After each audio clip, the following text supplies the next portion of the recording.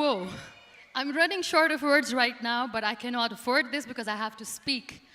Thank you so much for all the love, for all the warmth. Thank you for accepting me. Thank you very much.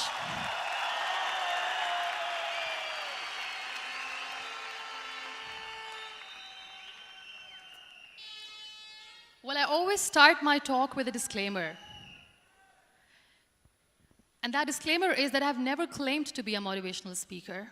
Yes, I do speak, but I feel more like a storyteller because wherever I go, I share a story with everyone. Well, it is a story of a woman whose perfectly imperfect life made her who and what she is today.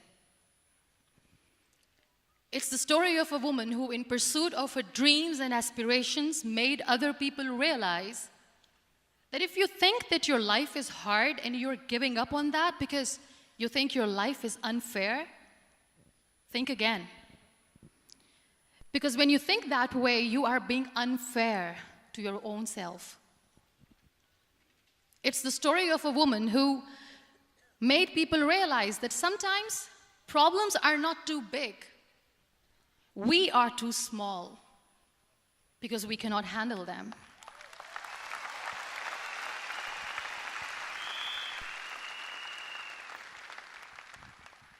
It is the story of a woman who with time realized that real happiness doesn't lie in success, money, fame. It lies within. Real happiness lies in gratitude.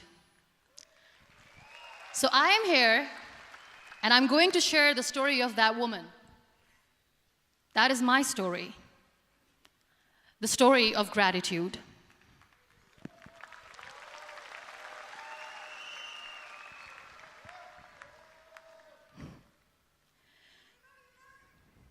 I love you too. I love you all. I believe in the power of words. Many people speak before they think. But I know the value of words. The words can make you, break you, they can heal your soul, they can damage you forever. So I always try to use the positive words in my life wherever I go. They call it adversity, I call it opportunity. They call it weakness, I call it strength. They call me disabled, I call myself differently abled. They see my disability. They see my disability, I see my ability. There are some incidents that happen in your life, and those incidents are so strong that they change your DNA. Those incidents or accidents are so strong that they break you physically. They deform your body, but they transform your soul.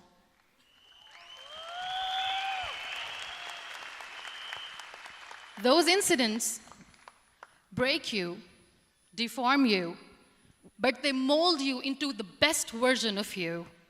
And the same thing happened to me. And I'm going to share what exactly happened to me.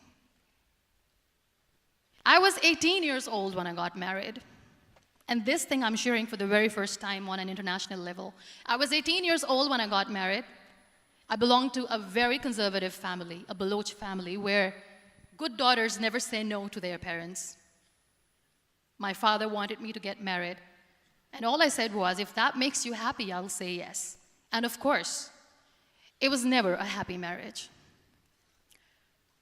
Just about after 2 years of getting married, about 9 years ago, I met a car accident.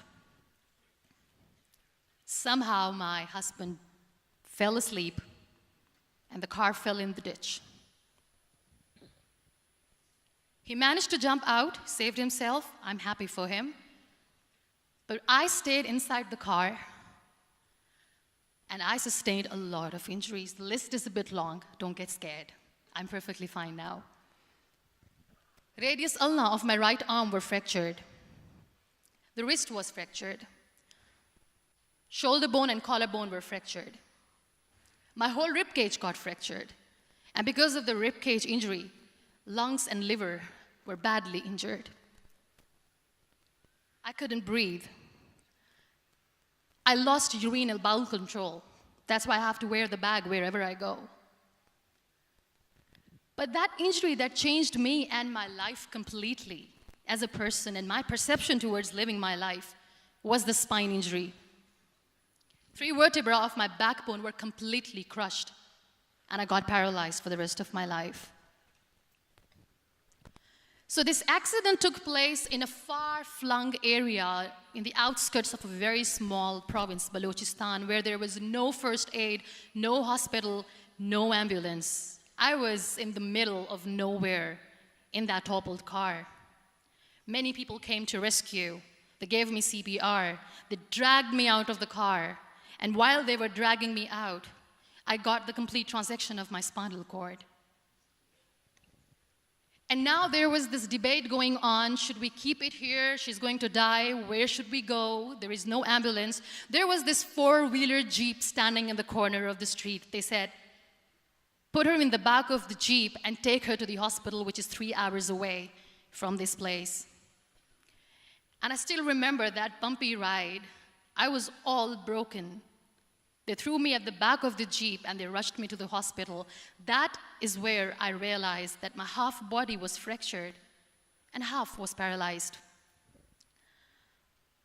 I finally ended up in a hospital where I stayed for 2.5 months. I underwent multiple surgeries. Doctors have put a lot of titanium in my arm. There's a lot of titanium at my back to fix my back. That's why people in Pakistan call me the Iron Lady of Pakistan.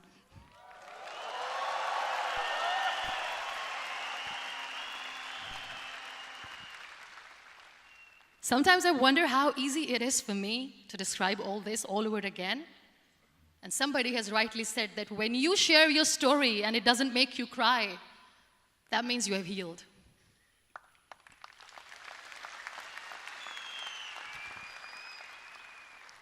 Those 2.5 months in the hospital were dreadful.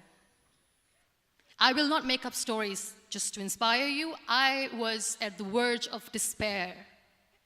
One day, doctor came to me and he said, well, I heard that you wanted to be an artist, but you ended up being a housewife. I have a bad news for you. You won't be able to paint again because your wrist and your arm are so deformed, you won't be able to hold a pen again. And I stayed quiet. Next day, doctor came to me and said, your spine injury is so bad, you won't be able to walk again. I took a deep breath and I said, it's all right. The very next day, doctor came to me and said, because of your spine injury and the fixation that you have in your back, you won't be able to give birth to a child again. That day, I was devastated. I still remember, I asked my mother, why me? And that is where I started to question my existence. Why am I even alive? What's the point of living? I cannot walk, I cannot paint, fine. I cannot be a mother. And we have this thing in our heads, being women, that we are incomplete without having children. I am going to be an incomplete woman for the rest of my life. What's the point? People are scared. They think I will get divorced. What is going to happen to me? Why me? Why am I alive? We all try to chase this tunnel. We all do this because we see light in the end of the tunnel, which keeps us going. My dear friends, in my situation, there was a tunnel that I had to roll on, but there was no light. And that is where I realized that the words have the power to heal the soul. My mother said to me, this too shall pass. God has a greater plan for you. I don't know what it is, but He surely has.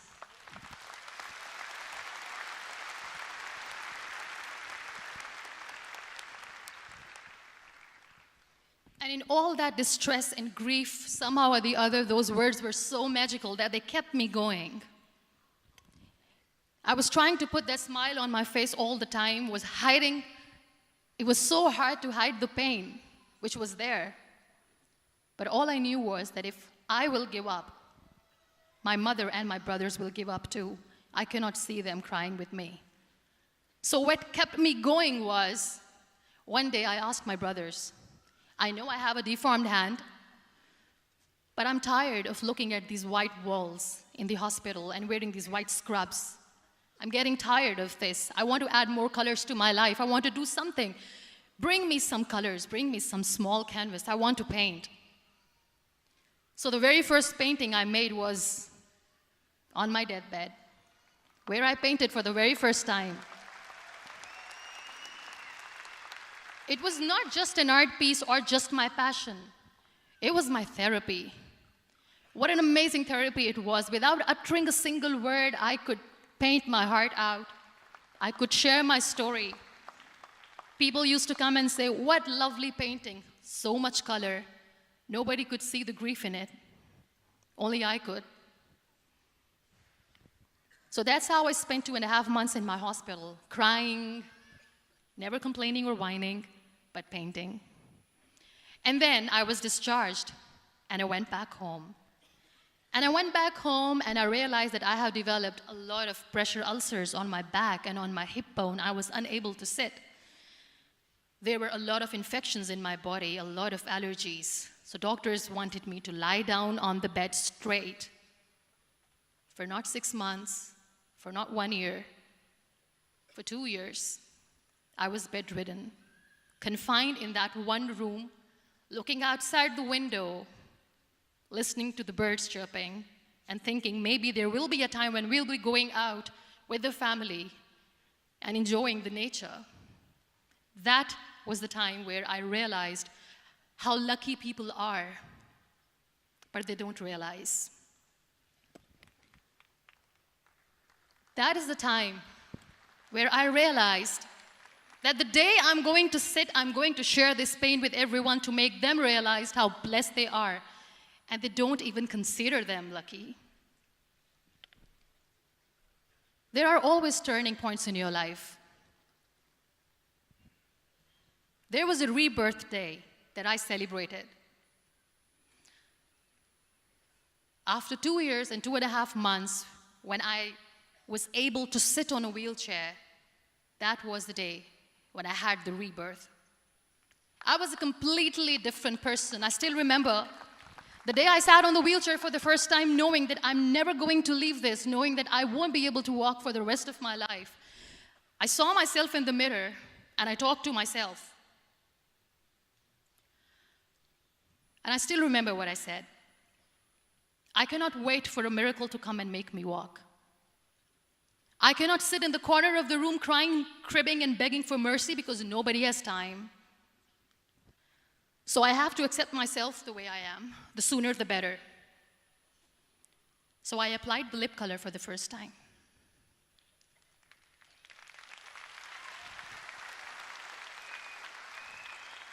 And I erased it. And I cried. And I said, what am I doing? A person on a wheelchair should not do this. What will people say? Clean it up. Put it again.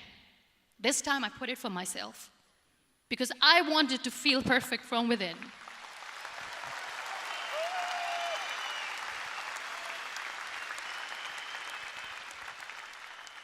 And that day I decided that I'm going to live life for myself.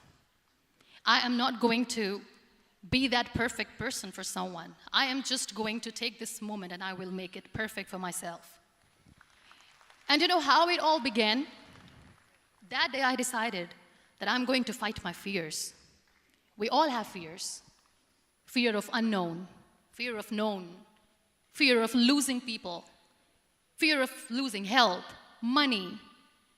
We want to excel in career, we want to become famous, we want to get money. We are scared all the time. So I wrote down one by one all those fears, and I decided that I'm going to overcome these fears one at a time. You know what was my biggest fear? Divorce. I couldn't stand this word. I was trying to cling on to this person who didn't want me anymore, but I said, no, I have to make it work. But the day I decided that this is nothing but my fear, I liberated myself by setting him free. And I made myself emotionally so strong that the day I got the news that he's getting married, I sent him a text that I'm so happy for you and I wish you all the best. And he knows that I pray for him today.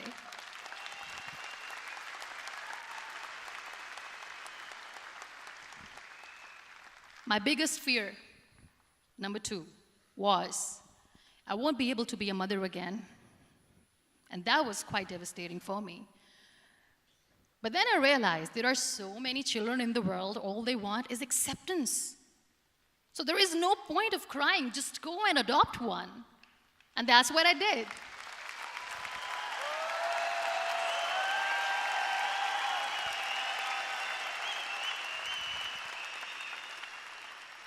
I gave my name in different organizations, different orphanages. I didn't mention that I'm on a wheelchair, dying to have a child.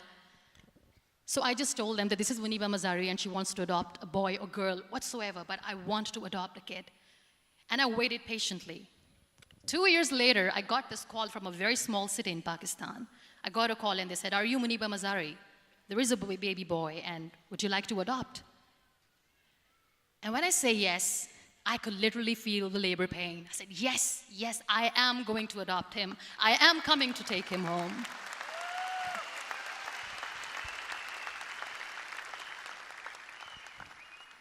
And when I reached there, the man was sitting and he was looking at me from head to toe. And in back of my head, I kept thinking that, oh my God, he is going to say she's on the wheelchair, she doesn't deserve it. How is she going to take care of him? And I looked at him and I said, do not judge me because I'm on the wheelchair. But you know what he said? He said, I know you will be the best mother of this child. You both are lucky to have each other.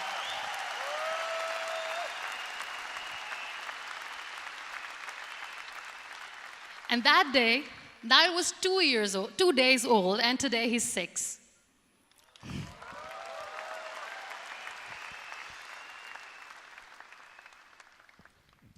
You'll be surprised to know another bigger fear that I had in me. It was facing people. I used to hide myself from people. When I was on bed for 2 years, I used to keep the door closed. I used to pretend that I'm not going to meet anyone, tell them that I'm sleeping. You know why? Because I couldn't stand that sympathy that they had for me. They used to treat me like a patient. When I used to smile, they used to look at me and say that, you're smiling, are you okay? I was tired of this question being asked, are you sick? Well, a lady yesterday at the airport asked me, are you sick? And I said, well, besides the spinal cord injury, I'm fine, I guess.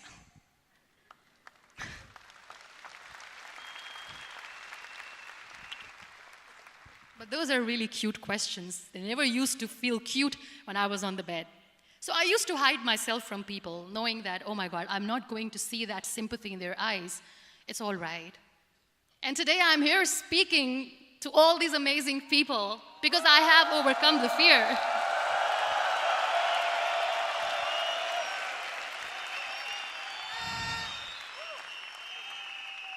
You know, when you end up being on the wheelchair, what's the most painful thing? That's another fear that people on the wheelchair or the people who are differently abled have in their hearts, but they never share. I'll share that with you. The lack of acceptance. People think that they will not be accepted by the people because we, in the world of perfect people, are imperfects. So I decided that instead of starting an NGO for disability awareness, which I know will not help anyone, I started to appear more in public. I started to paint. I always wanted to. I have done a lot of exhibitions. I'm Pakistan's first wheelchair-bound artist. I have done a lot of modeling campaigns, different campaigns for brands like Tony and Guy.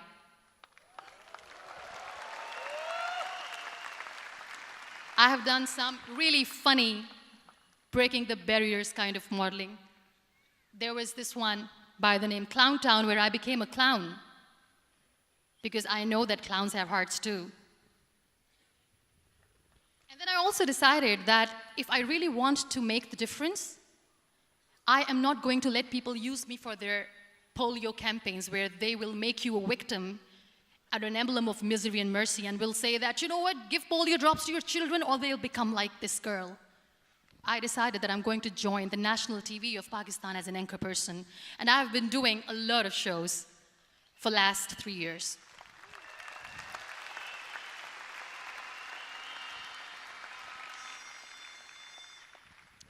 So when you accept yourself the way you are, the world recognizes you. It all starts from within. Thank you. I became the National Goodwill Ambassador for UN Women Pakistan, and now I speak for the rights of women, children. We talk about inclusion, diversity, gender equality, which is a must. I was featured in BBC 100 Women for 2015. I'm one of the Forbes 30 under 30 for 2016. And it all didn't happen alone. You all are thriving in your careers. You have bigger dreams and aspirations in life. Always remember one thing. On the road to success, there is always we, not me. Do not think that you alone can achieve things. No. There is always another person who is standing behind you, maybe not coming on the forefront, but behind you, praying for you and supporting you. Never lose that person. Never.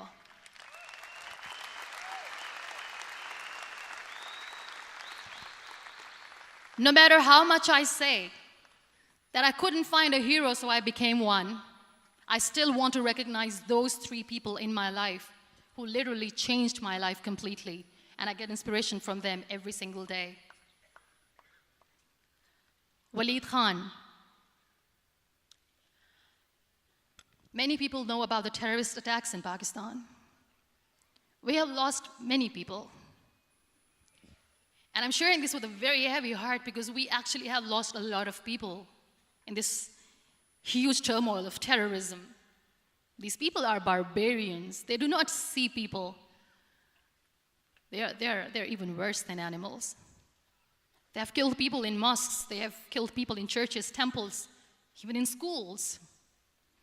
There was this terrorist attack in Army Public School, Peshawar, where these terrorists entered in an examination hall and they killed our children.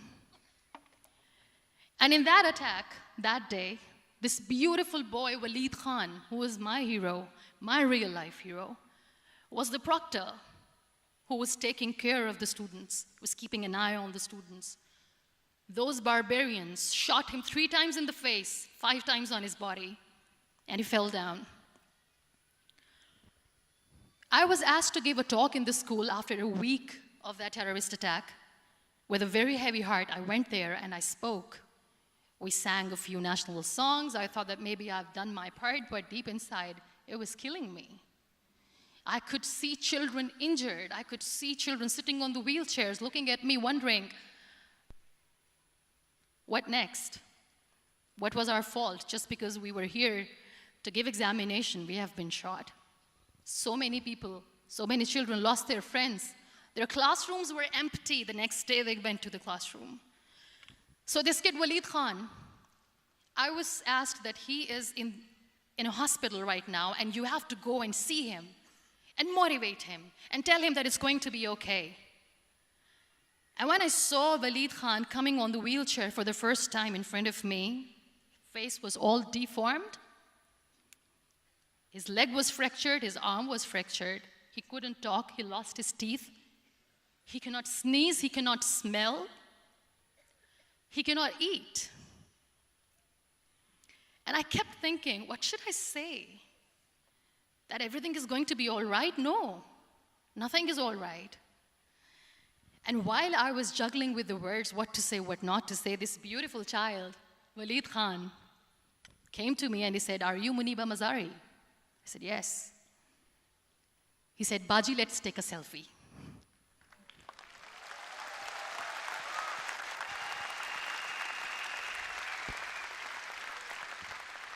And with that beautiful, toothless smile of Waleed Khan, we took that beautiful selfie that I still have with me. I don't share that here because he was in a very bad shape that time. And that is where I realized that when I was thinking too much about his deformities, he's happy with himself. He doesn't even care. Because today he goes in the same school, and when somebody asks him that what happened to your face, why so many scars, you know what he says? "These scars are my medals and I wear them with pride."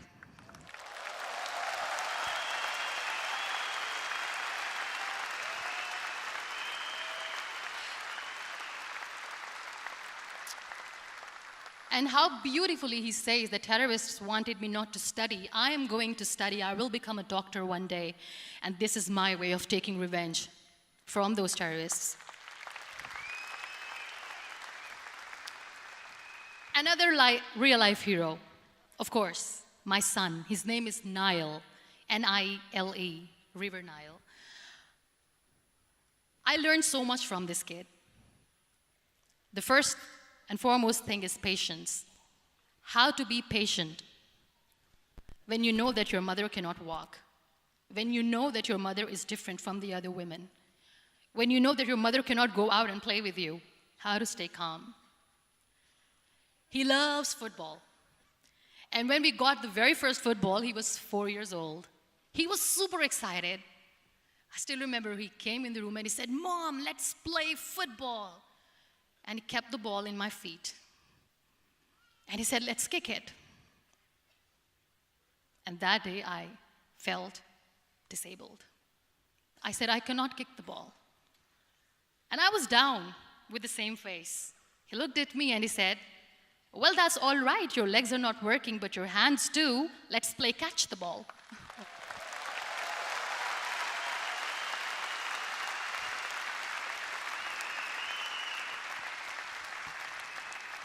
You know what? That day he made me realize that when you think your glass is half empty, come on, your glass is half full.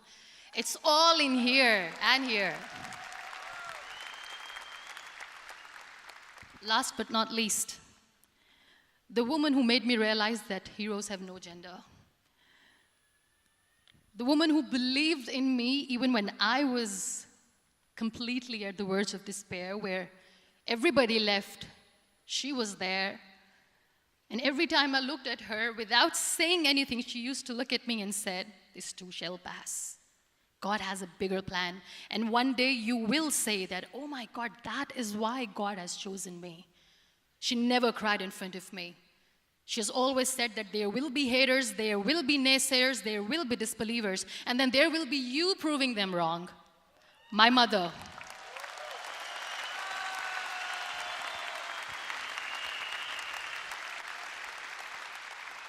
Whatever I am today, I'm nothing without her. I'm nothing without her. Thank you, Mama. I wish you were here. Thank you for making me who I am today.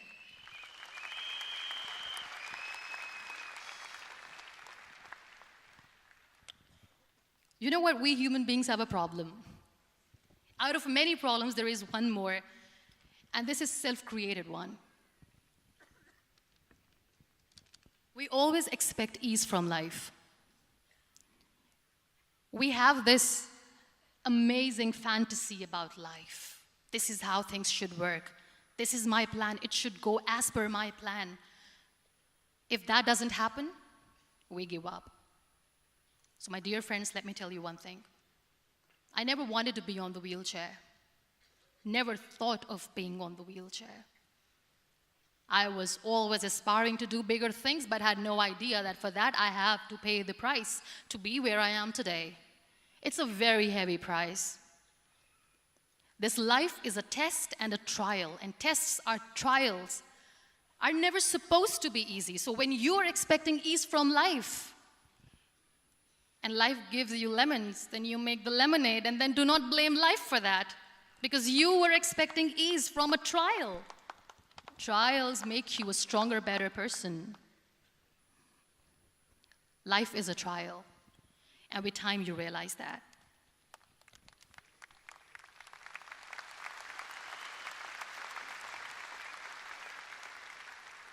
It is okay to be scared. It is okay to cry. Everything is okay, but giving up should not be an option.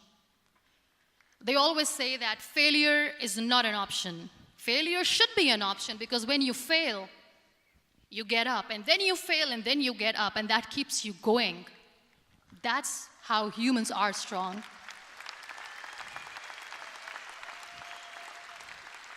Failure is an option, should be an option, but giving up is not.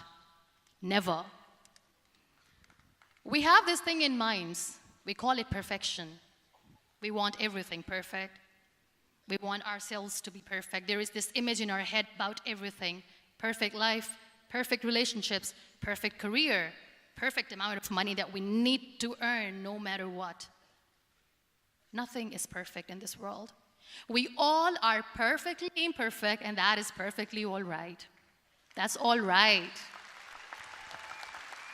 We were sent here not to become the perfect people. Those people who tell you how to look perfect, even those people are imperfect. Trying to fight this fear of looking imperfect. I used to be perfect. I still remember. I got this compliment years ago when I used to walk. Oh my God, look at you. You're fair, you're tall, you're perfect. Look at me now. You're still perfect. Only the perfect eyes can see that. Only the perfect eyes will see that. Only the perfect eyes will see that. So yes, in all those imperfections, you have to listen to your heart. You don't have to look good for people.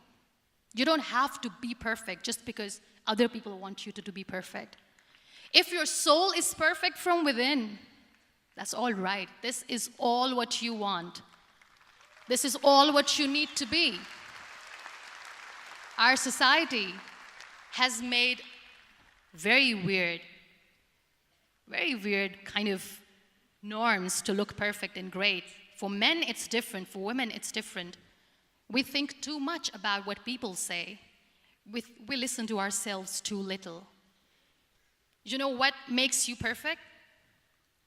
When you make someone smile. You know what makes you perfect?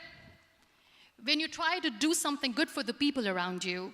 You know what makes you perfect? When you feel someone's pain. And how beautiful pain is that it connects you with people. No other medium can connect you with others but pain. That's why I always say that I'm in pain, and that's a blessing in disguise for me. Today, just because I'm in pain and I'm on the wheelchair, I work for children. Being the head of CSR for a company, we conduct medical camps in far-flung areas of Pakistan where so many kids die because they don't have medical facilities. And I personally believe just because they cannot afford to live doesn't mean we'll let them die. So we give them money, we give them medical treatment, we try to heal their wounds, physical and emotional. And I also work for the beautiful people, we call them third gender, the transgender community of Pakistan. You know what connects me with them? All my imperfections. When I go and I hug them, they never judge me. And this very good friend of mine, her name is Bijli. Bijli means electricity. She calls herself electricity. And I said, are you electricity? She says, no, I'm lightning. I'm as strong as lightning. Because we have very bad power outage, so she doesn't want me to call her electricity. So she says, I am very strong. I'm thunder, I'm lightning. She came to me, and the first time I hugged her, she said, you are just like me. And I said, yes, I am like you. Because to people, we are so imperfect. So how beautiful these imperfections are, that because of these imperfections, you can connect with people. Then why are we all running after being perfect? What's the point?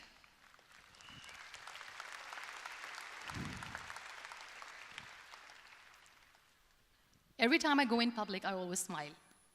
It's always a big toothy smile on my face, and people ask me, don't you get tired of smiling all the time? What's the secret? I always say one thing, that I have stopped worrying about the things that I have lost, the people that I have lost. Things and people who were meant to be with me are with me. And sometimes, somebody's absence makes you a better person. Cherish their absence. It's always a blessing in disguise. I always say that people are so lucky they don't even realize. You must be thinking, okay, you're lucky in what sense? Well, the breath that you just took was a blessing. Embrace it.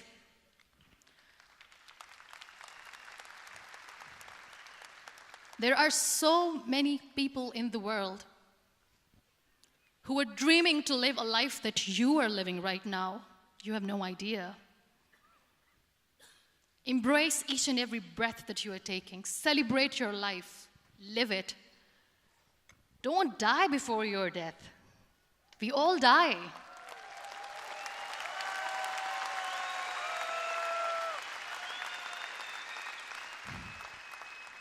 We live this one routine of a day for 75 years and we call it life.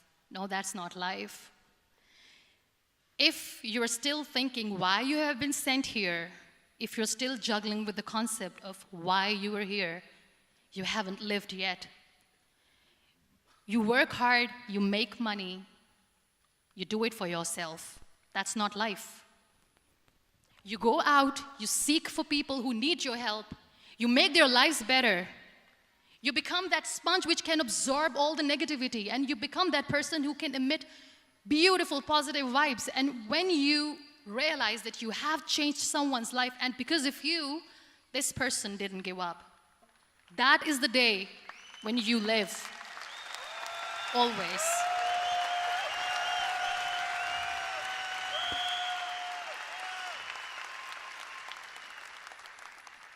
We were talking about gratitude, why I smile all the time.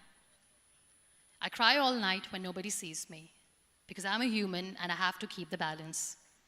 And I smile all day because I know that if I will smile, I can make people smile. That keeps me going.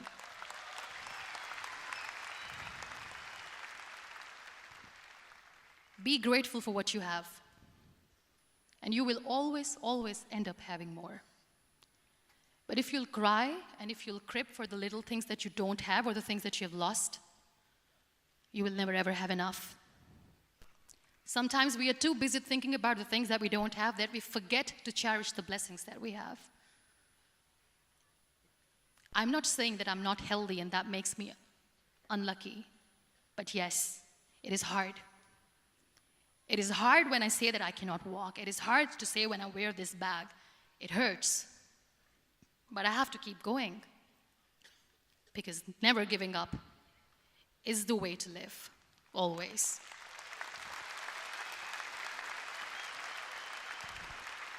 So I'll end my talk on a very short note. Live your life fully. Accept yourself the way you are. Be kind to yourself. Be kind to yourself. I'll repeat, be kind to yourself, and only then you can be kind to others. Love yourself and spread that love. Life will be hard. There will be turmoils, there will be trials, but that will only make you stronger. Never give up. The real happiness doesn't lie in money or success or fame. I have this all, I never wanted this. Real happiness lies in gratitude. So be grateful, be alive, and live every moment. Thank you so much, everyone. Thank you.